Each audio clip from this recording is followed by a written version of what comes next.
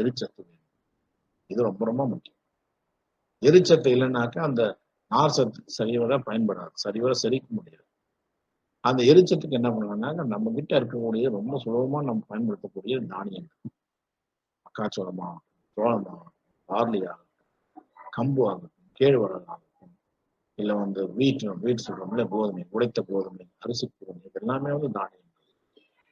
இந்த தானியங்களை நம்ம ஆடுகளுக்கு எரிச்சத்துக்காக நம்ம ஒண்ணுமே இல்லை, மேய்ச்சல் கிடையாது, மேய்ச்சல் ஒன்றும் எரிச்சத்து கிடையாது.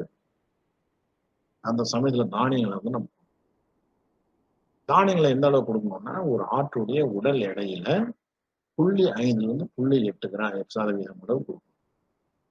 இதை எப்படி கொடுங்க, எந்த அளவுக்கு கொடுக்கணும்னு நான் சொல்றேன். இப்போ தாய்கிட்ட ஆடுகளை குட்டிகளை 3 மாசம் தான் பிரிக்கும்.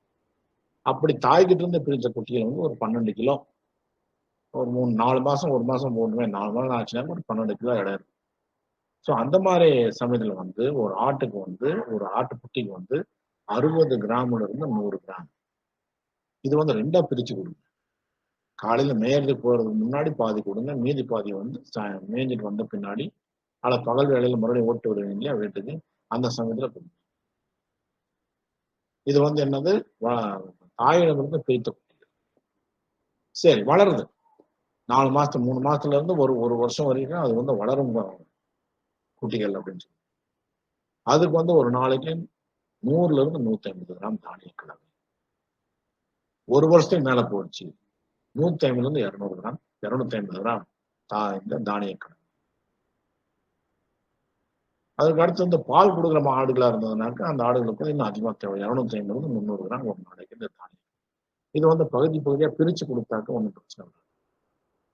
ஸோ இந்த தானியம் கொடுக்கும் போதே நான் சொன்ன ஒரு ஆட்டுக்கு ஒரு நாளைக்கு 5 கிராம் தாது உப்பு போடணும்னா இப்ப இந்த தாது உப்பு இந்த இதை தானிய கடையில சேர்த்து கலந்து. அது ரொம்ப வேற என்ன சார் இருக்கு, தானியம் இல்லைன்னா என்ன சார் இருக்கு, எண்ணெய் வித்துக்கள். எண்ணெய் வித்துக்கள்ல இருக்கக்கூடிய அந்த எண்ணெய், உதாரணமா நம்ம இந்த சூரியகாந்தி கொட்டை இருக்கு இல்லையா, அதை கொடுக்கலாம். அதை உடைச்சி கொடுக்கலாம். அது இருக்கக்கூடிய எண்ணெய் தசை ஆடுகளுக்கு நல்லா இருக்கும். அதே மாதிரி பருத்தி கொட்டை கொடுக்கணும். பருத்தி கொட்டை எல்லாம் கொடுக்கும்போது கொஞ்சம் கேர்ஃபுல்லா கொடுக்கணும். அதை ஒரு மாட்டுக்கே ஒரு நாளைக்கு 750 கிராம் 3/4 கிலோக்கு மேலே கொடுக்க வேண்டாம்னு சொல்லுவோம். அப்போ இந்த ஆடுகளுக்கு ஒரு 50 கிராம் 60 கிராம் அளவு கொடுத்தீங்கன்னா அதுக்கு வேண்டிய அந்த எரிச்சத்து கிடைக்கும்.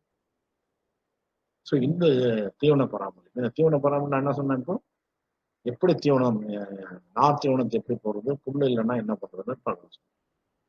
அதுக்கு அடுத்து இன்னொன்று என்னன்னாக்க புரதச்சத்து. அந்த சத்தை ஆடுகளுக்கு, வெள்ளாடுகளுக்கு இந்த கோடை காலத்துல ரொம்ப ரொம்ப முக்கியமானது.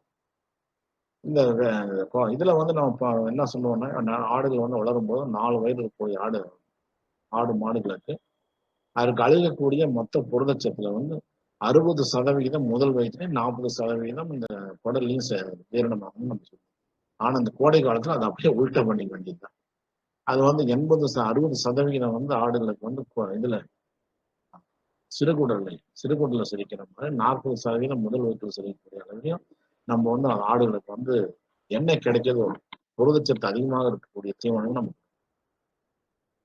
சரி, என்னென்ன புரதச்சத்து அதிகமாக இருக்கக்கூடிய தீவனங்கள் என்ன அப்படின்னாக்க, அதாவது 4வது வயதுல அதிகமாக செரிமானம் ஆகக்கூடிய புரதச்சத்து அதிகமாக இருக்கக்கூடிய தீவனங்கள் என்னன்னு பார்த்தோம்னா ஒரு லிஸ்ட் இருக்கு. அதுல பாத்தீங்கன்னாக்க அரிசி தவிடு, தேங்காய் பிண்ணாக்கு, இதெல்லாம் 4வது வயசுல 60 இருந்து 80% வரைக்கும் செய்யும். மதுபான ஆலை கழிவு, கடலை பிண்ணாக்கு, பருத்தி கொட்டை பிண்ணாக்கு, எண்ணெய் நீக்கிய தவிடு, இதெல்லாம் 30 இருந்து 60% 4வது வயசுல செய்யும். ஸோ இதை வச்சுட்டு கால்நடை வல்லுநர்கள்கிட்ட கேட்டு ஒரு தீவனத்தை நீங்க தயார் பண்ணலாம். இது கூட என்ன செய்யலாம் அப்படின்னாக்க, இந்த புரதச்சத்துக்காக இந்த மதுபான ஆலை கழிவு பார்த்தீங்கன்னா ப்ரூவர்ஸ் கிரைன், அது அதை பற்றி நிறைய ஆர்டிகல்ஸ் எழுதியிருக்காங்க. நிறைய ஆர்டிகல்ஸ் நானும் எழுதியிருக்கேன். அதை நீங்கள் பயன்படுத்தலாம். அதை எப்படி பயன்படுத்தலாம் அப்படின்னாக்க, ஒரு ஆட்டுக்கு வளர்ந்த ஆட்டுக்கு ஒரு நாளைக்கு ஒரு 1.5 கிலோ அளவுக்கு அதை நம்ம கொடுக்கலாம். அதுல புரதச்சத்து நல்லா இருக்கு. அதுல ஈஸ்ட்னு சொல்லக்கூடிய ஒரு நுண்ணுயிர் இருக்கு. அது இந்த வெப்ப அழற்சியை இந்த கட்டுப்படுத்தும், வெள்ளாடுகளை கட்டுப்படுத்தும். அது மட்டும் இல்லாம என்னன்னாக்க, இந்த அந்த நார் இருக்கு இல்லையா, அந்த நார் ரொம்ப அதிகமா செரிக்கக்கூடியது. குறிப்பா இந்த பால் கொடுக்கக்கூடிய மாடுகளுக்கு எந்த ஈரக்கழிவு, மதுபான ஈரக்கழிவு ஒரு அருமையான தீவனம். அதுல வந்து பால் உற்பத்தியும் அதிகமாகும். தாயாடுல வந்து பால் உற்பத்தியும் அதிகமாகும். சார் இதெல்லாம் கிடைக்கல சார், எங்க வேற வழி இல்ல சார். ஆனா எங்ககிட்ட கொஞ்சம் தண்ணி வசதி இருக்கு. நாங்க என்ன பண்ணலாம் அப்படின்னு கேட்டீங்கன்னாக்கா, இந்த மாதிரி தண்ணி வசதி இருக்கக்கூடிய விவசாயிகள் குறைந்த வாழ்நாள் உள்ள சில சில கீரைகள். அந்த கீரைகளை வந்து அதிகமான புரதச்சத்தை கொண்டிருக்கக்கூடிய கீரைகள். உதாரணமா சணப்பு. இதை வந்து இதனுடைய விதைகள் வந்து விவசாய டிபார்ட்மெண்ட்ல வந்து பசுந்தாள் உரத்துக்காக கொடுக்குறாங்க. அதே நீங்க வாங்கலாம். வாங்கி அதை வந்து சாடி பண்ணா அது வந்து விதைச்ச ஒரு 25, 27வது நாள்ல நீங்க அறுவடை பண்ணுவீங்க. 1 மாசத்துக்கும் குறையும். அது வந்து நீங்க வந்து ரொம்ப முத்த விட்டீங்கன்னாக்கா அது வந்து ஆடு மாடுகள் சாப்பிடக்கூடியதாக இருக்காது. ஆடு மாடுகள் சாப்பிடாது. ஆனா அது வந்து பசுந்தாள் உரமா தான் பயன்படும். ஸோ இதை வந்து 25, 26வது நாள் நீங்க அறுத்து ஆடுகளுக்கு வந்து கலப்பு தீவனத்துக்கு பதிலாக நீங்க கொடுத்தீங்கன்னாக்க புரதச்சத்து அதிகமாக இருக்கும். இது அறுவடை பண்ணி காய வச்சு கூட வச்சுக்கலாம். அப்படி காய்ந்த உலர்ந்த 3 கிலோ சணப்பு அந்த சணப்பு பயிரை அதுல வந்து எந்த அளவுக்கு சத்துக்கு புரத சத்து இருக்குன்னா 1 கிலோ கடலை பின்னாக்குல எந்த அளவுக்கு சத்துக்கள் இருக்கும் அந்த அளவு சத்துக்கள் இந்த 3 கிலோ உலர்ந்த சணப்புல இருக்கு பாருங்க.